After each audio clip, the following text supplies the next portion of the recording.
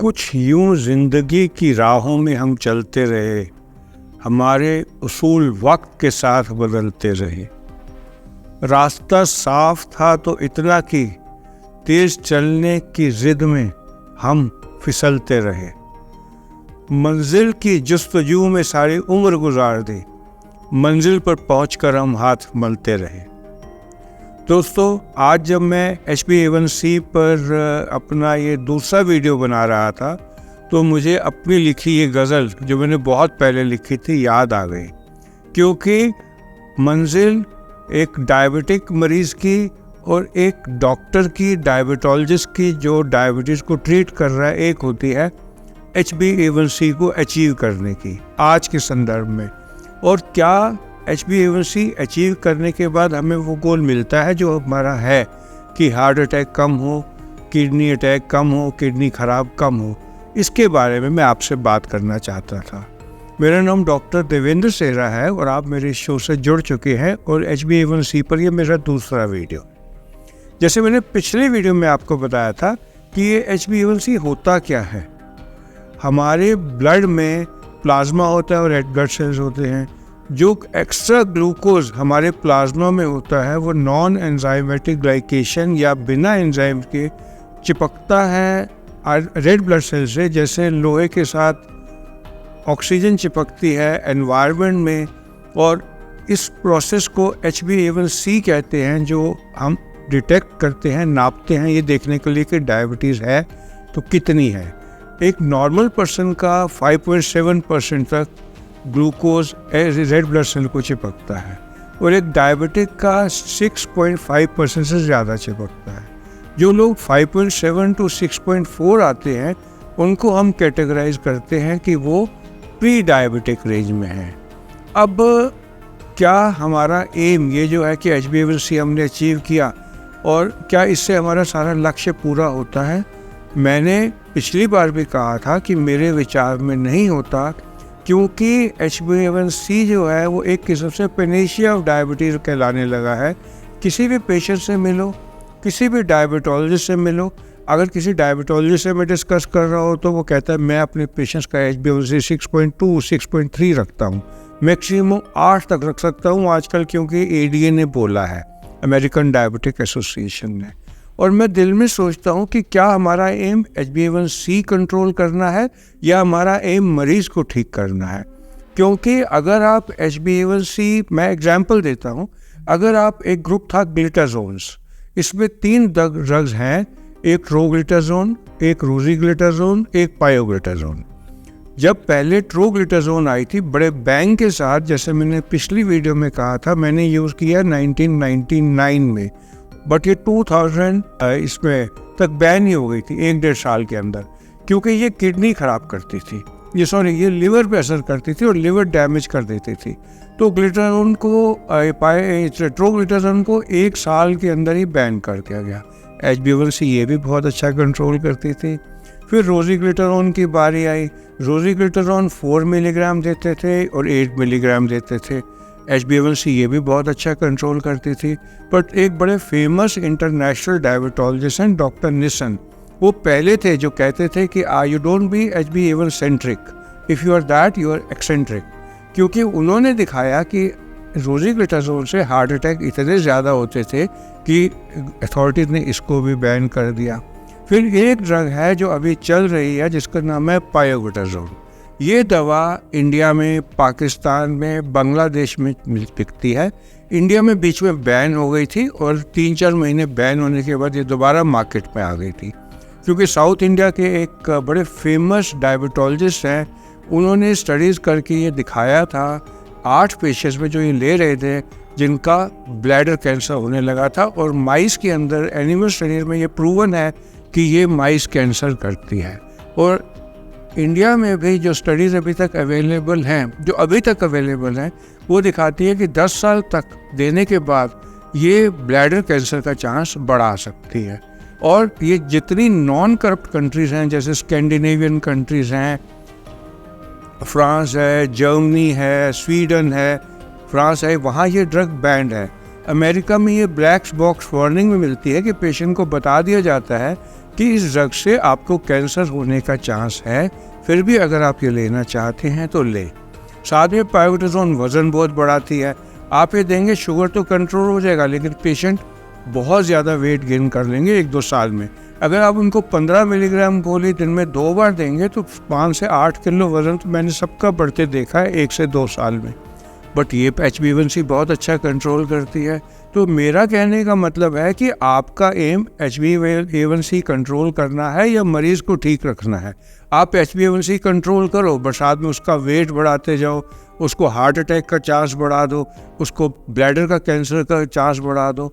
तो इसलिए मैं ये कहना चाहता था, क्योंकि मैंने जितनी डिबेट्स होते इस पर देखी है या जितनी भी कॉन्फ्रेंसेस होती देखी है, किसी ने इस एंगल पे इसको टच नहीं किया।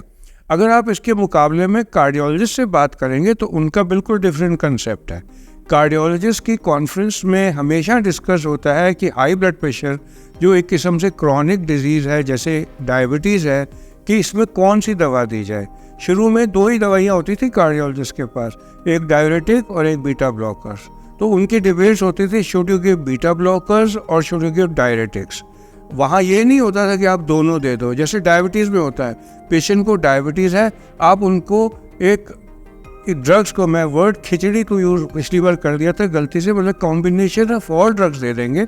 हमें ये नहीं पता होगा कि किस ड्रग का आइसोलेटेड देने में कितना फ़ायदा होता है, जिसने दिखाया हो कि उस ड्रग का कितना हार्ट के लिए बेनिफिट है या क्या है।